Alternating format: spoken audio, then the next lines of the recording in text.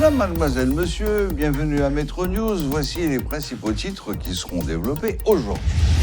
Le porte-parole de l'Organisation du peuple en lutte, Dario Siriac, signataire de l'accord de Montana, exprime des réserves sur les discussions engagées entre le bureau de suivi du dit accord de Montana et le Premier ministre Ariel Henry.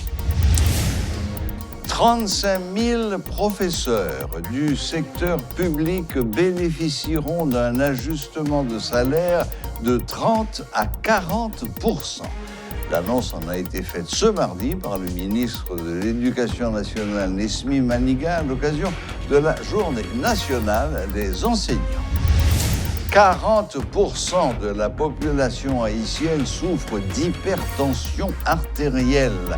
C'est ce qu'a révélé la Fondation haïtienne de diabète et de maladies cardiovasculaires, FADIMAC, qui précise que cette maladie est la première cause de mortalité dans le pays.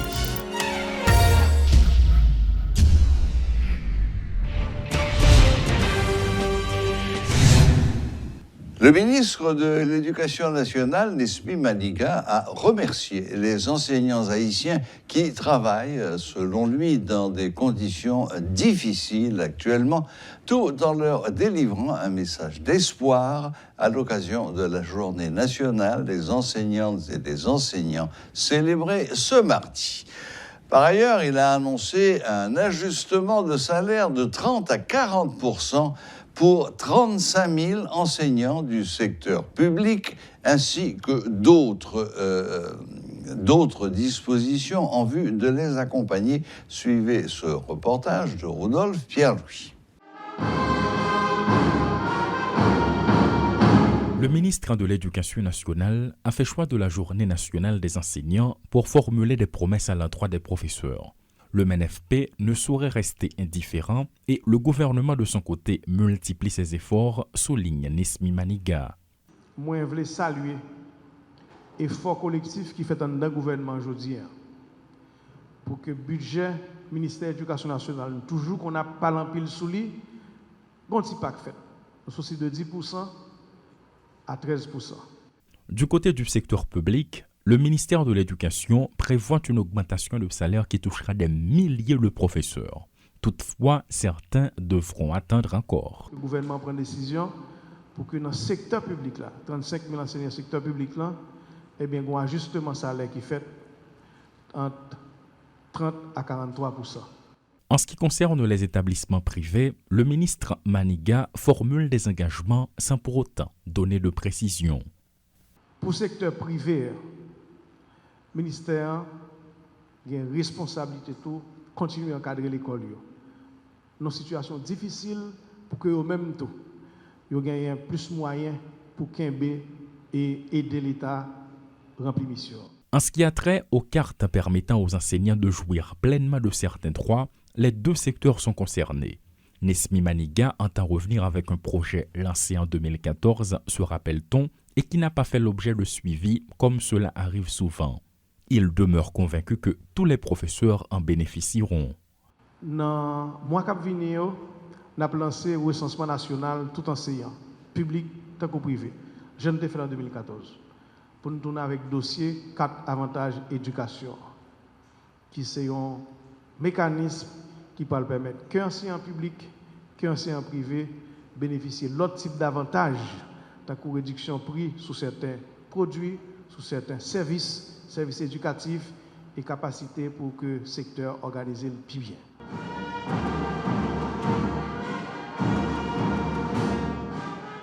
À l'occasion de la Journée nationale des enseignants, le ministre de l'Éducation nationale et de la formation professionnelle en a profité pour annoncer que des cartes qui permettent aux enseignants de jouir pleinement des avantages sociaux, que ce soit du secteur public ou privé, seront bientôt effectives. Il n'y a pas de date précise, mais à bien observer, le ministre semble y tenir à cœur. Toujours dans le cadre des annonces, il salue les efforts consentis par les membres du gouvernement en ce qui concerne le budget alloué à l'éducation nationale dans le budget national, notamment l'augmentation de 3%, soit de 10% à 13%. Les Situé Lassin et Rodolphe Pierre-Louis pour Télémétropole. La plateforme des syndicats enseignants d'Haïti exhorte les autorités à prendre des mesures pour rétablir la sécurité dans le pays afin que les écoles puissent rouvrir. En conférence de presse ce mardi, à l'occasion de la Journée nationale des enseignants, les syndicalistes ont tiré la sonnette d'alarme sur les différents blocages qu'a connu l'ensemble du système scolaire. Avec un simple calcul, si nous avons 10 enseignants par école, ça fait que nous avons plus que 10 000 enseignants qui, aujourd'hui, tombé en chômage sur la graba. Et le gouvernement qui est en place là, comme une mission sociale dans tout l'État gagné, dans tout le pays, c'est venir en aide, venir en appui à tout moment dans la société qui est en difficulté. Et nous, parmi les enseignants qui travaillent dans l'école, qui fermé, qui perdent l'emploi, l'État a dû prendre des dispositions pour que l'État ait une compensation. Mais malheureusement, l'État là, est tellement l'État pour y aller, c'est tellement l'État qui part le système éducatif là pour rien pour lui. En clair, il n'y a pas rien en termes de politique publique en matière d'éducation. Même salaire mois d'avril, je dis à 17 000, salaire mois d'avril, enseignant pour que j'aime bail. Ce qui fait que enseignant n'est pas même capable de partager journée ça en famille de manière décente pour être capable de dire donc je dis à ces journées qui sont réservées pour enseignants et puis nous sommes capables de vivre plus bien ou bien manger plus bien dans le cas là. Ça veut dire que ça c'est pour enseignants qui régulièrement a touché mais 10 000 personnes ça plus de 10 000 enseignants ça qui perdent job yo par rapport à gang armé qui occupé soit rentrer dans capitale là bien rentrer sud capitale là un peu partout. Donc, pas rien qui dit pour eux. Et c'est ça que fait nous-mêmes, plateforme syndicale, nous croyons que le système là continue à prendre coup. Chaque fois, l'État qui là, il pas prendre des dispositions pour combattre gang armé et pour réduire violence ça. Et violence gang armé nous venons joindre des petits monde qui étaient dans la salle de classe qui enrôlé dans gang armé des petits monde situation ça vient agir sur psychique yo même tout violence là qu'on y a li entrer dans parmi ti moun que il y a des côtés où joindre dans attitude ti moun dans comportement dans réflexion li parler ou c'est violence qui manifester dans lui. Donc nous croyons que situation ça li pral faire dans année qui venir si pas rien qui fait nous pral gen plus délinquance juvénile et nous pral gen plus ti moun qui pral entrer dans gang armé et nous pral gen une société qui pral vivre dans des conditions plus difficiles. Or, un objectif nous-mêmes comme syndicat enseignant, c'est bataille pour conditions la vie moun changer, c'est bataille pour conditions enseignants améliorer. C'est ça que fait nous-mêmes dans 17 mai, nous dit nous pas fêter. Mais c'est une journée de réflexion, c'est une journée pour nous garder en termes de stratégie qui ça n'a fait pour nous continuer bataille enseignant pour nous améliorer les conditions de la vie. En raison de l'insécurité qui sévit dans le pays, il devient de plus en plus difficile pour les enseignants travaillant dans la région métropolitaine de respecter à la lettre les calendriers scolaires. La plupart du temps, il leur est impossible de pouvoir accéder aux établissements vu que les groupes armés sèment la terreur, une situation qui les affecte psychologiquement, ont-ils déploré à l'occasion de la Journée internationale des enseignants. Alors que certains d'entre eux jouent la prudence en n'allant pas dispenser leurs cours quand le climat est tendu, d'autres disent user de tous les moyens à leur disposition pour ne pas s'absenter durant les heures de cours, ce malgré les risques. Les autorités haïtiennes ne disposent pas d'un plan de sécurité, c'est ce que pense le docteur Elan Guerrier de l'Université d'État d'Haïti. Selon le professeur, le problème d'insécurité que connaît actuellement le pays n'est pas difficile à résoudre. Toutefois, il faut tout simplement de la compétence et du savoir-faire. Il n'y a pas actuellement à Haïti un plan global de sécurité. Et si ce plan existait, on va dire, il y a 20 ans, ou si ce plan n'existait pas il y a 20 ans, c'est la résultante du fait que ce plan n'existait pas il y a 20 ans de cela, ou 15 ans de cela. La situation actuelle traduit cette absence de plan de sécurité. Mais il n'existait pas en réalité. Parce que s'il existait ce plan, on pourrait se dire à un moment donné, eh bien, il y a une défaillance à tel ou tel niveau, et là, on pourrait réagir. Mais ce plan n'existe pas. Donc on ne peut réagir nulle part. On ne peut réagir nulle part. Donc du coup, par rapport à ce qu'il y a là maintenant, on pourrait changer autant de directeurs, de directeurs généraux de la police possible. Ça ne va pas donner des Ça ne va résultats. pas donner des résultats parce qu'il n'y a pas de plan global. Là, on n'est pas au niveau de la stratégie, la mise en œuvre. Pour parler des stratégies de mise en œuvre, il faut qu'il y ait déjà le plan. C'est-à-dire quoi? C'est-à-dire une idée globale de sécurité publique. C'est-à-dire, au niveau de la prévention, c'est-à-dire qu'est-ce qu'on fait au niveau de la prévention de l'insécurité, et au niveau de la gestion, là, on est au cœur de l'opérationnalisation, et après, on est au niveau de l'évaluation de ce plan. Alors, mais pour suivre, on va dire, cette tracée, c'est-à-dire prévention, gestion et évaluation, ces trois éléments-là, alors, ça nécessite, à un moment donné, qu'il y ait déjà un ensemble de travail théorique, parce que de toute façon, un plan de sécurité suppose une construction théorique. C'est-à-dire, on dit, voilà ce que l'on veut en termes d'action de la police. Voilà ce que l'on veut en termes de renseignement. Qu'est-ce qu'on recherche en termes de renseignement? Et qu'est-ce qu'on va faire avec cette information que l'on a, avec ces données, comment on les traite? Mais à ce moment-là, on voit qu'il y a, la police scientifique qui intervient, deux, et la police opérationnelle, c'est-à-dire ceux qui vont intervenir dans la rue et tout, etc. Mais c'est pas comme on le fait à Haïti, où l'on voit il y a des gens qui font peur, en réalité, mais qui ne traitent pas vraiment la chose en profondeur, parce qu'il n'y a pas de plan. On est au niveau de la crise, là, maintenant, parce que lorsqu'on est dans la crise, il faut agir. Et agir suppose, que l'on ait une idée globale de ce qu'il y a là, actuellement. Quels sont les points forts de la police actuellement? Quels sont les points faibles? Qu'est-ce que l'on peut améliorer? Qu'est-ce qu'il mérite d'être amélioré? Parce qu'il faut agir, en fait. Parce que les gens, ils attendent évaluer les moyens aussi. Oui, en fait, parce qu'à Haïti, dès qu'on parle de quelque chose, on nous parle de moyens, d'abord. Or, en réalité, ce n'est pas la question de moyens. C'est pas toujours. C'est l'idée. Mais parfois. Parfois, oui, parce que pour mettre en œuvre les idées, il faut les moyens de sa politique. Exactement.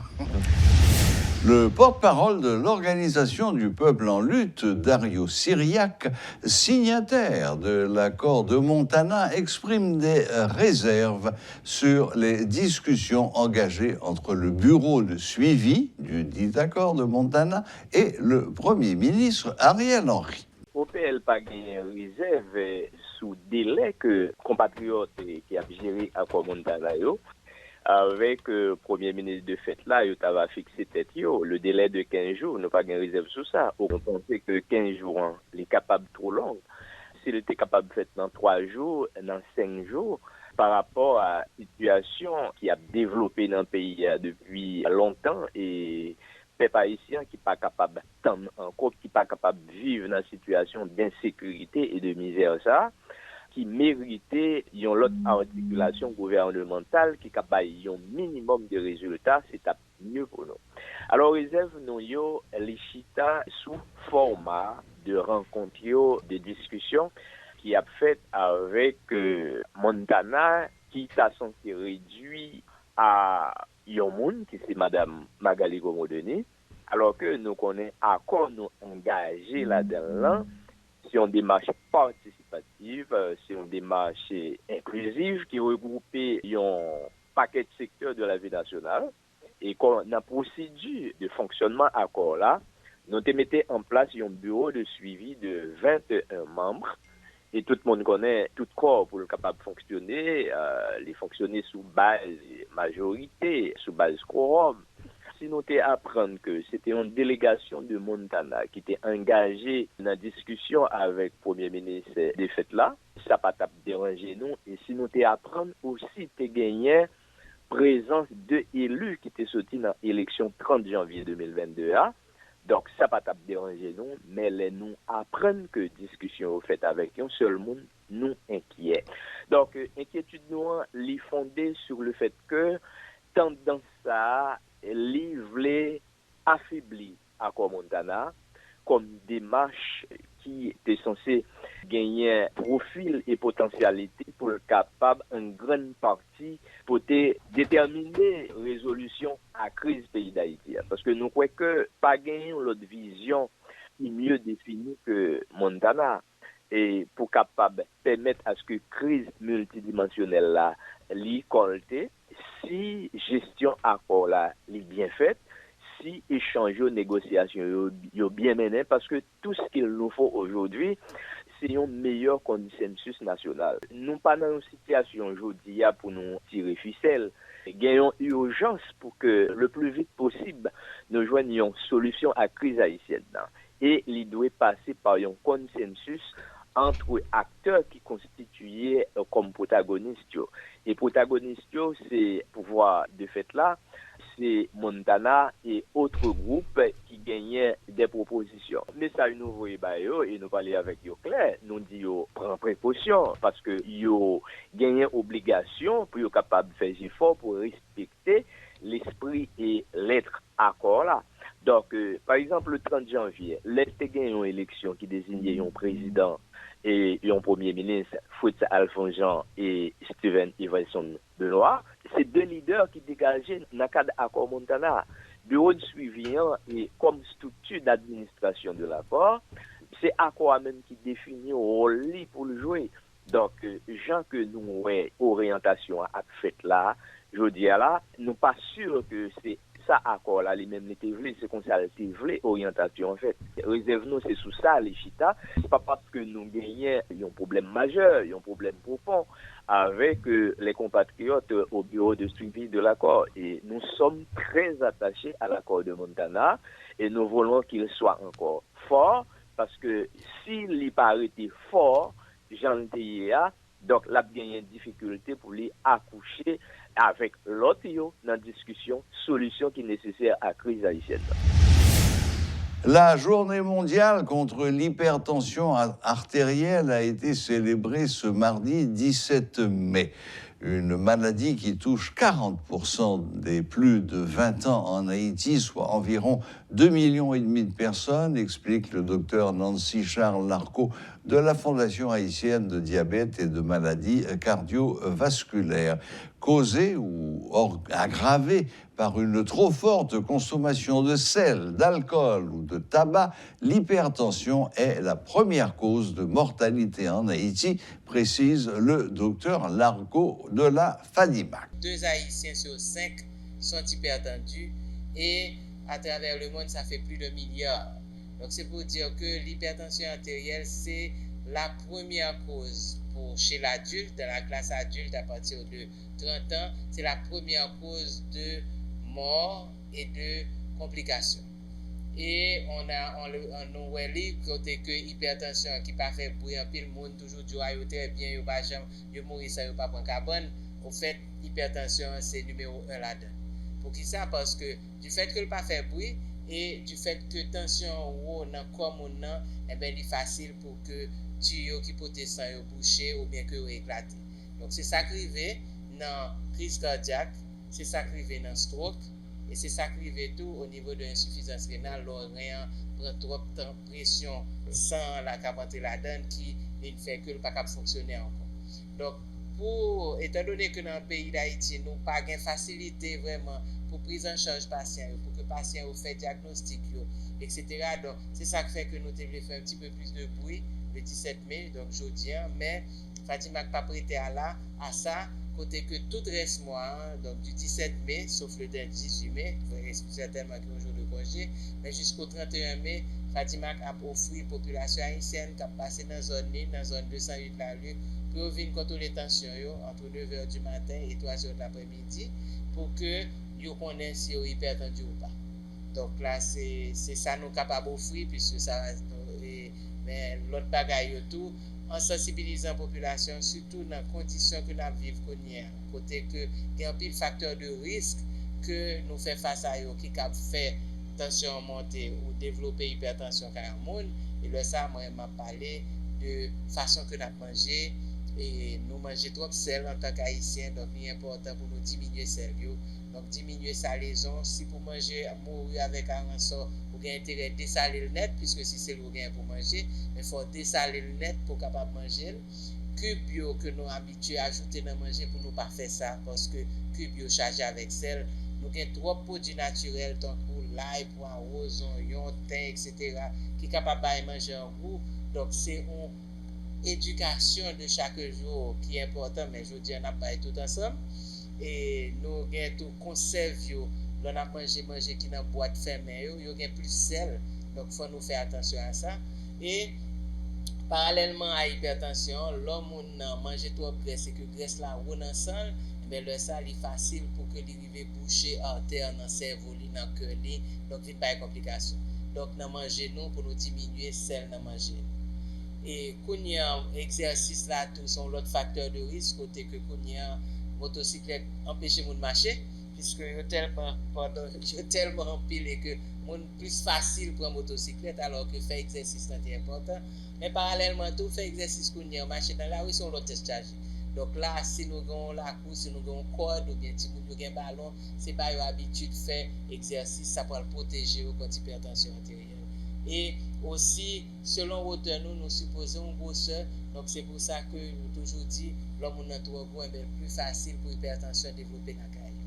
Cigarette, l'homme n'a fumé, tension montée. Trop alcool, il fait tension monter. Et certains médicaments, c'est pour ça que nous ne pouvons pas prendre n'importe quel médicament sans prescription. Et là, ça, il faut faire tension monter. Donc, ça, c'est des conseils pour que nous apprenions à gérer tête nous, pour que si nous hypertendus, il va venir plus mal la caille nous. Si nous pas hypertendus, pour nous retarder l'apparition de l'hypertension. La Sogexpress a clôturé la semaine dernière la phase finale du programme de valorisation de la production nationale réalisée REVOU, programme à travers lequel elle finance la réalisation d'un projet d'investissement à hauteur de 1 800 000 gourdes. Le jeune entrepreneur Lance Caleb Mesadieu en a été le premier gagnant.